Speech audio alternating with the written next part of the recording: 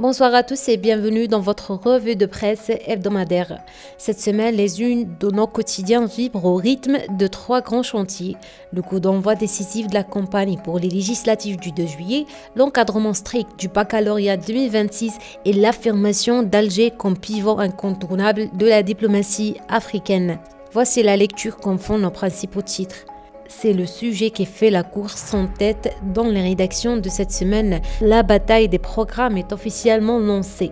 Les journaux nationaux ouvrent grand leurs colonnes sur le top départ de la campagne électorale pour les législatives. À la une du journal Crésus, le ton est donné avec un titre percutant « Le compte à rebours, 21 jours pour convaincre ». Le quotidien de l'économie explique comment cette course contre la montre a démarré à l'issue de la clôture du dépôt des candidatures de remplacement. Le quotidien national de référence El Moudjahid consacre sa grande une aux chiffres vertigineux de ce scrutin législatif du 2 juillet, la course aux 422 sièges. Le journal braque ses projecteurs sur les stratégies des partis en lice. On y découvre ainsi le plaidoyer du FFS pour le renforcement de l'état de droit, le programme du PT présenté comme un véritable bouclier social et la stratégie du MSP axée sur le développement des immenses potentialités du Sud. El Moudjahid qualifie ses slogans de véritables vitrines des ambitions politiques du pays. De son côté, le journal Horizon préfère regarder au-delà de nos frontières physiques et titre sur la forte mobilisation de la communauté nationale à l'étranger. Le journal souligne l'effervescence des Algériens de la diaspora bien décidés à peser dans les urnes. Enfin, une note d'originalité relevée par la presse à Élysée avec la présence d'une liste indépendante 100% féminine, symbole du relèvement de la scène politique. Un démarrage en trombe qu'il faudra surveiller de près dès la semaine prochaine. Tout l'enjeu sera de voir si les promesses des candidats parviendront à capter l'intérêt des citoyens dans un contexte où les questions reliées à l'emploi et à la gestion économique locale restent prioritaires.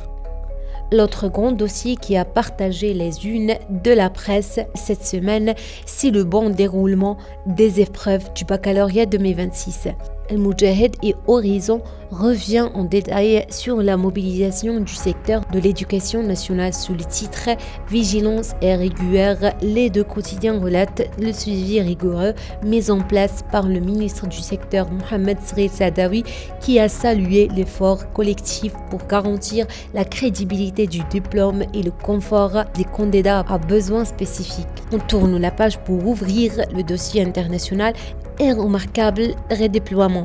C'est la formule choisie par la rédaction d'El Moudjahid pour qualifier l'intense balai diplomatique qui s'est joué à Alger. L'image marquante de la semaine, largement commentée par le journal Horizon, c'est la réception à Alger de l'ancien secrétaire général des Nations Unies par le président Abdelmajid Tebboune. Le diplomate onusien n'a pas tari d'éloges sur le rôle de notre diplomatie, affirmant dans les colonnes d'Horizon « L'Algérie joue un rôle clé dans la promotion de la stabilité dans le monde ». Mais c'est sur le terrain de la coopération africaine que les choses se concrétisent. Le journal Crésus et le journal Horizon reviennent largement sur le renforcement du partenariat stratégique entre Alger et le Tchad.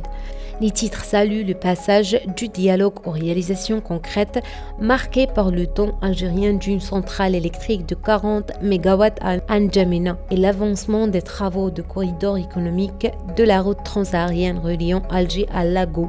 Une position de pivot africain qui impose deux grands défis. El Moudjahid et Crésus reprennent en cœur l'éditorial de la revue El Jeish qui rappelle avec force que face aux tensions régionales, l'armée nationale populaire demeure le rempart et le garant exclusif de la souveraineté et de l'immunité de la nation. Voilà ce que l'on pouvait retenir des grandes lignes de vos journaux cette semaine. Merci de votre fidélité. À la semaine prochaine pour une autre revue de presse.